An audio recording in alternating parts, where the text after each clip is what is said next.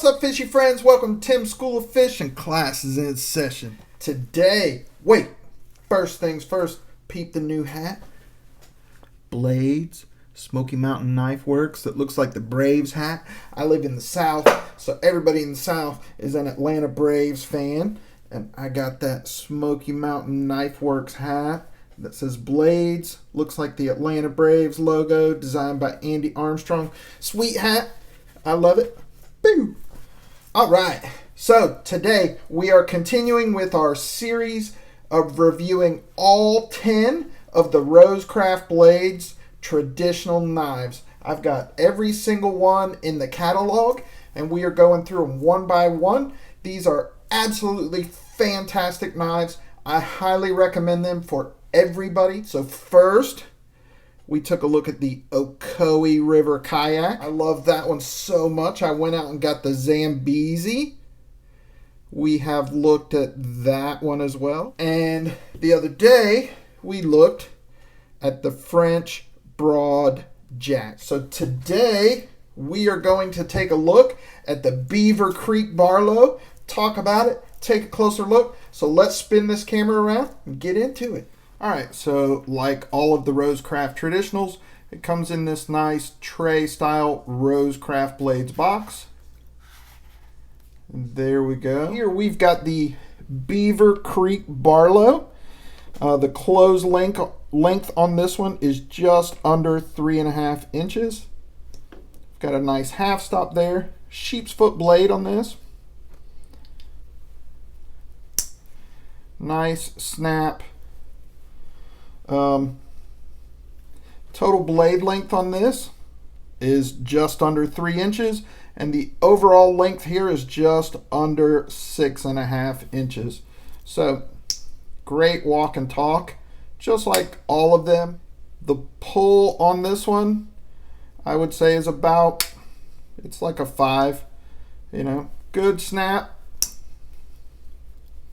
good walk and talk, great action. They have all had great action. The blade here is D2 steel with a brushed satin finish. We've got a nail nick opening and a nice swedge on the front. I know that some guys that are into traditional knives don't like the swedge. Some guys do. I happen to like the swedge on the front.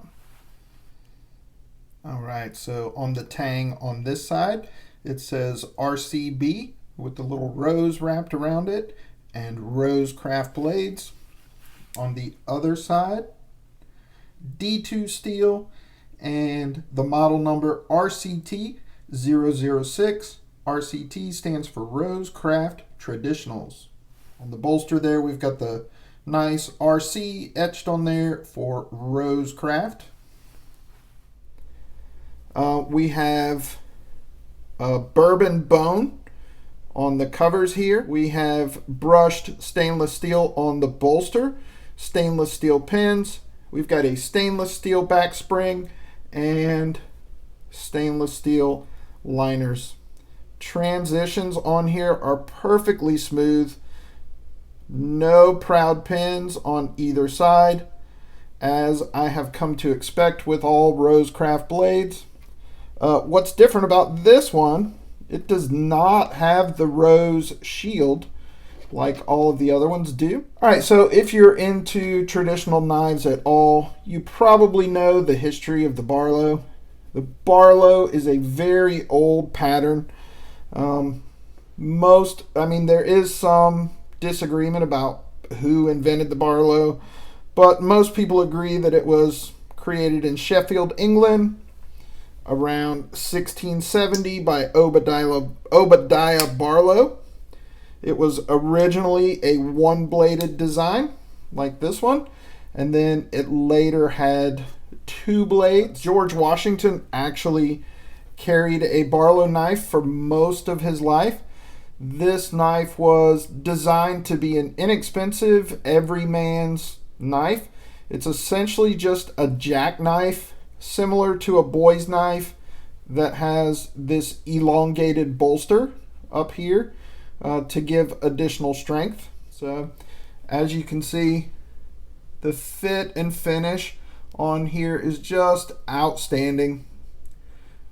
It's perfectly flush. There's no stepping at all.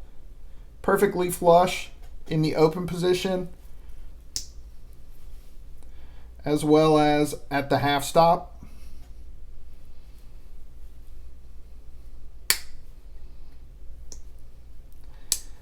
I really like Barlow patterns, and I like this one a lot. I think the bone covers on this are phenomenal. One thing that I really like about all of these Rosecraft blades is I think they do an excellent job with the bone and the dyeing of the bone covers. I think that it's just phenomenal. They've got such deep, rich, dark covers on here. I mean, they do such a good job on the dyeing. It really gives depth to the covers and looks amazing in my opinion. Now, some guys complain if it's not exactly the same on both sides. That doesn't bother me at all. I mean, we're working with a natural material here, bone, and we're talking about dyeing it. It's not going to be 100% consistent, and I actually love that a lot of times we get these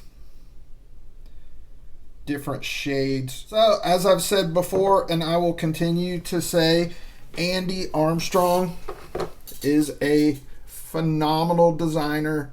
He's one of my favorite designers. I like Andy Armstrong design so much, I even bought this coin, this Rosecraft Blades coin, and I am one that is not really into pocket jewelry, what I call pocket trash, little trinkets and stuff. It's just not my thing. You know, if you're into that, that's cool. Typically not my style, but I did get that because you know, if I'm going to have the entire collection of Rosecraft blades, I would like to have the coin as well. And there's another coin that I will probably pick up. I like that we've got a sheep's foot blade on here.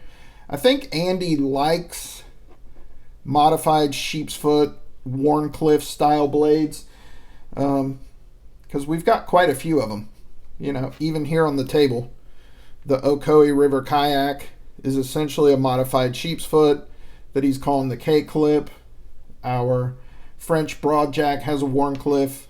This one has a sheep's foot on it. Another outstanding knife from Andy Armstrong. These are currently OEM'd in China, but there are plans to bring production and manufacturing to the United States. Like I said in my other video, I'm kind of conflicted about that.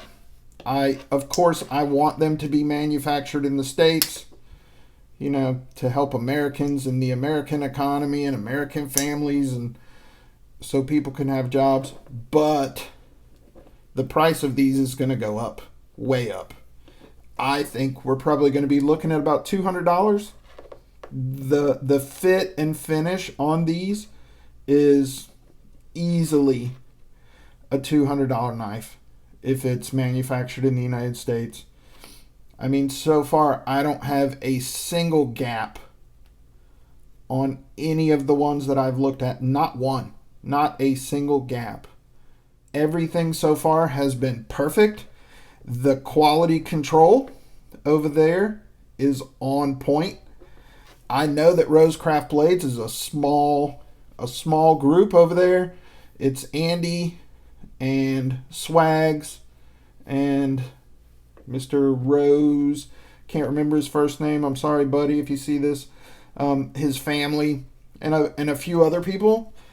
And in one of their earlier videos, Savannah Swaggerty Swags said that she was the one that did all the QC, that she put her hands on every single one that came off the production line, and she was the one that decided if it went out or not.